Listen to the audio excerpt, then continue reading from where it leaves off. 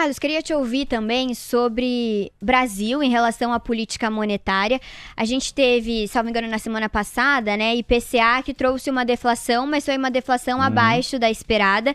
A gente teve também pesquisa do setor de serviços, mostrando que o setor de serviços segue com uma certa resiliência. Isso é muito apontado pelo Banco Central já algumas reuniões. E hoje a gente teve o IBCBR abaixo do esperado.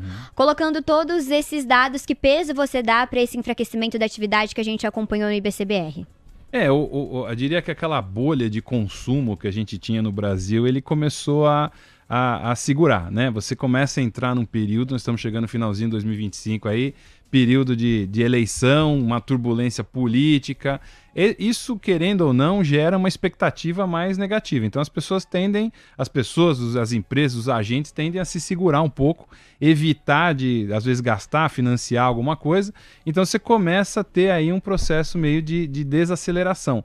O que também é positivo, né? Porque a gente estava começando a correr acima da meta de inflação e hoje a gente vai alcançando a meta, seja ali por um dom divino, né? Porque aparentemente ninguém fez nada para que a coisa se controlasse. O nosso juros, né? Para dizer que ninguém fez nada, está alto, né? Ele atrapalha a atividade econômica, ele atrapalha o investimento.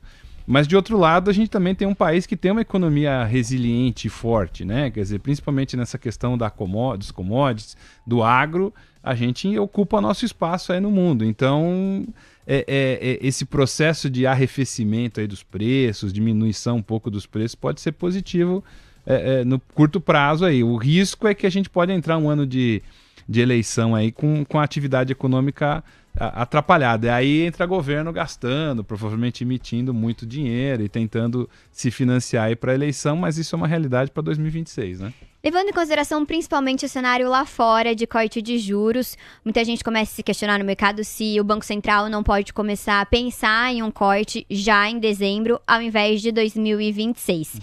E aí eu queria te escutar sobre isso, qual a sua aposta, se você enxerga um corte já nesse ano. E também colocar aqui como você acha que Gabriel Galípolo vem para esse comunicado, por conta dos Estados Unidos, todo o contexto de lá. Dá para esperar um Gabriel Galípolo menos hawkish ou isso ainda não é o suficiente?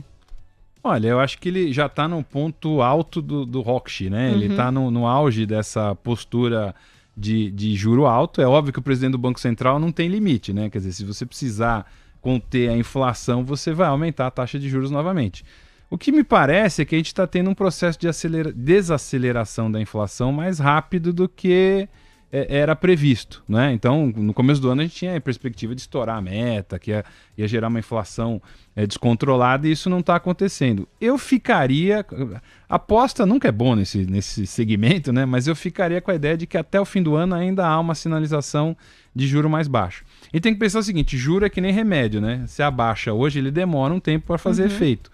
Então, se você observar, tem uma pressão de governo e tudo mais para que a taxa de juros melhore lá para o começo de 2026. Então, antecipar um pouquinho pode ser bom. Tem espaço, então, para ele descer um pouquinho o tom nessa reunião? Eu acho que sim, é um tom, eu diria, moderado. Se o Trump não aprontar de colocar nenhuma nova tarifa, nenhuma nova sanção no Brasil, eu acho que ele pode ser. O grande argumento que ele tem hoje para não baixar juro é o contexto internacional. Agora eu queria te ouvir também sobre o fiscal aqui no Brasil. Qual peso você dá para esse tema? Ficou em segundo plano quando a gente fala em precificação de mercado. Não é o tema principal que vem pautando os índices nos últimos meses, como a gente acompanhou, por exemplo, no final do ano passado. Mas tem eleição em 2026 e, como era esperado, o governo segue gastando. A gente tem uma reportagem do Valor Econômico falando sobre gratuidade de passagens, que seria um dos temas que está sendo estudado, e também sobre um crédito imobiliário mais em conta, uma ajuda dada principalmente à classe média para se aproximar do eleitorado, pensando já na próxima eleição. Qual peso para esse noticiário você dá nesse momento? Pois é, o fiscal nunca tem um apelo positivo, né? É um negócio bizarro, né? Quer dizer, o fiscal, você não vê ninguém indo para Paulista fazer manifestação por ajuste fiscal, né? Reunião de empresários, né? Empresários até faz, mas se unir pelo ajuste fiscal. Essa seria a grande bandeira que a gente tinha que ter no Brasil, aí, de buscar um superávit primário, pelo menos, dentro do país, né? Mas o tema ajuste fiscal não é um tema popular, né?